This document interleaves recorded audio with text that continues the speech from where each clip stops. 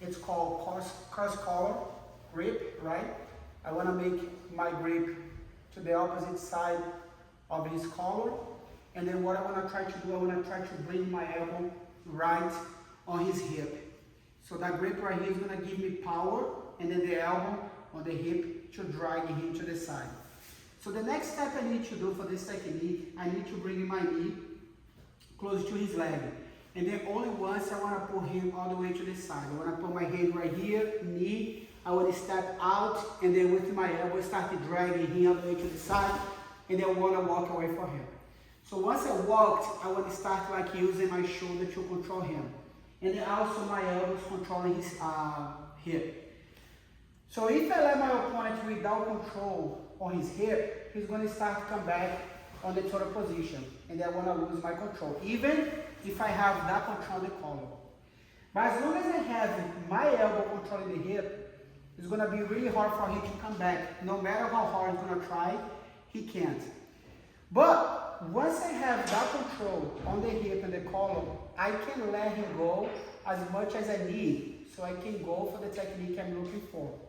So what I want to try to do, I want to glue my knee right here close to his shoulder, and then start like releasing the pressure. I want to let him start to go on his side, go on the total, and then my foot right away comes inside.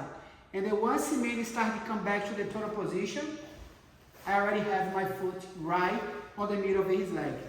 And then from here, I can start his neck. I can start like attacking his back. So this concept right here, how to get this first foot, is really important. Because if you're gonna like no focus on this foot, you might start losing the technique, and then start like you might losing the back attacking. And then from here, my first options actually, I can go for my seat belt. I can start using my shoulder and then my chest to collapse his shoulder on the mat. From here, I want to hold his hand, and then eventually start like getting my second hook inside.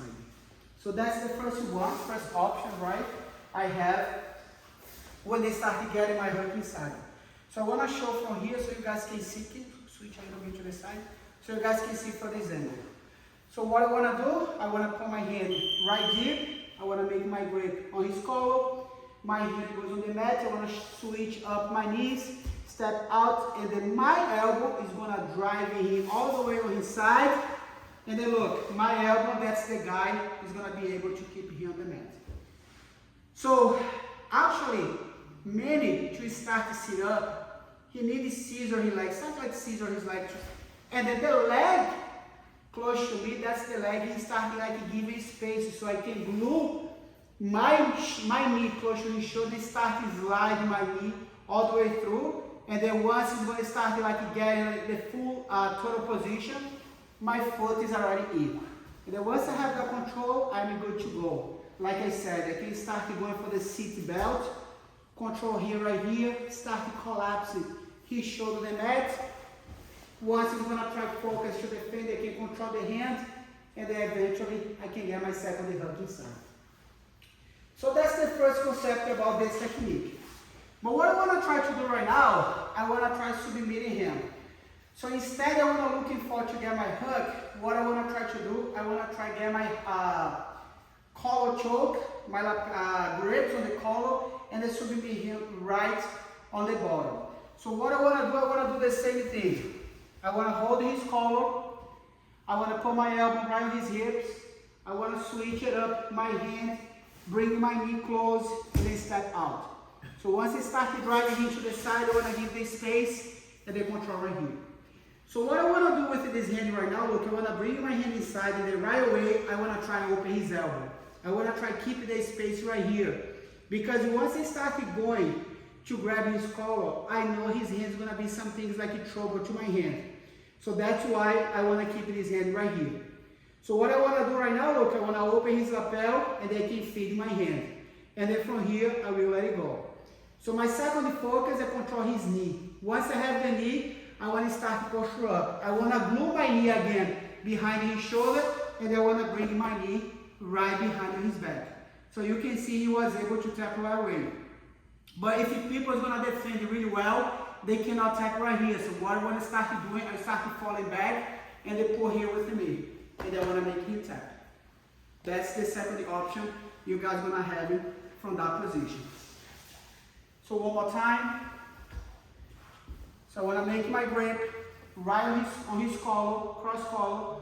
I wanna bring my elbow, controlling his hips. I wanna switch it up, 1, 2. I wanna drag him to the side. I wanna make sure my hand goes inside and then from here I wanna open his like arm. I wanna put my hand right behind his pit. So right now I have the hand free to open the lapel and then feed my hand without any trouble. So the next step, I wanna looking for to control his knee. I wanna glue my knee right behind my back. I wanna step out and then start pulling him back. If for somehow my opponent do not tap, he was really tough, I wanna keep my elbow in and then make him tap. So the last option right now, that's when I like keep him going all the way on top of his head.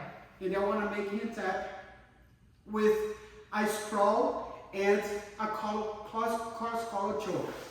So the technique is not pretty much the same. I want to switch to the side so you guys can see. So can we scoot out a little bit? Yep. I want to do the same. I want to start right here. I want to make my same grip on the collar. So remember, I need to switch my knees. 1, 2 step. So once I have this, my elbow is going to be responsible to drag him, and the man goes on his side. So once I have that control, I want to do the same technique. I want to open up his arm, control with my hand. So I can open up and then feed my hand really deep. So before I was talking about my knee, that's this. All the time when they say, I want to glue my knee on his shoulder, I want to do such a thing. I want to try to get close to him. And then for this technique, instead I want to go for his knee. I want to control right on his collar. I want to have like the cross collar grip. And then from here, I want to try really like tight on top of him. So what I need to do right now, I want to bring my knee right on top of his hip. And then wait for me, start to turn on his total position. Once he goes, the concept we study, my first leg goes on the bottom, keep on going. And then from here, look, I let him stand up so I can get my second hook. So once I have the second hook in, what I need to do right now, I need to sprawl. I want to just sprawl on his hips, and then from here start to pull and then extend my forearm. So I want to be able to make him tap. So to make him tap, I just want to like full extend my arms like that. So last time. Thank you, Manny. So you can put your body to the side right here. So one more time, I want to control his lapel.